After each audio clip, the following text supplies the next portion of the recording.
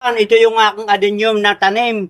At makikita ninyo, ito ay taon-taon ay tuloy ang pamumulaklak. Pero ngayong katagarawan, ito yung kanyang kapanahunan. At kita nyo, boom na boom at napakarami ng kanyang mga bulaklak. Pero itong adenium na ito, mga kabayan, ay kakaiba. Itong aking tanim na ito. Bakit?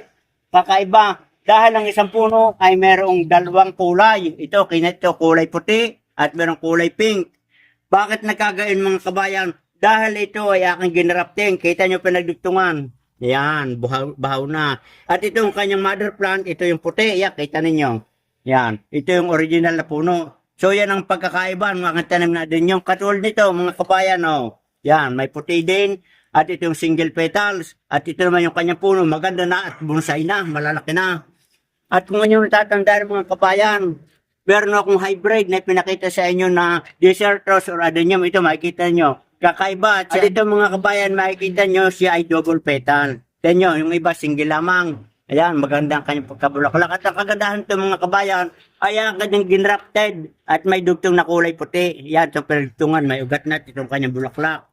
Itong isang ito mga kabayan, kanyang kakaiba, sabi ko, tatlong variety o tatlong kulay. Ito yung isa.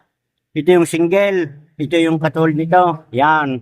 At ito naman ang hybrid. Kaya makikita nyo mga kabayan, ito ay sa isang puno, may dalawa at may tatlong kulay yung bulaklak. So yan mga kabayan, kung nais nyo kayo magkameron din ng ganyang kulay na iba't iba sa isang puno, ay di kayo magawa din, mag-grafting kayo. At yan may makikita nyo sa aking page sa pamamaraan.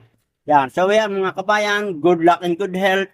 At naway kayo nasiyahan at nalugod sa binahagi kong ito ng aking mga tanim na desert rose or adenium. Isang mapagpalang araw sa inyong lahat mga kabayan.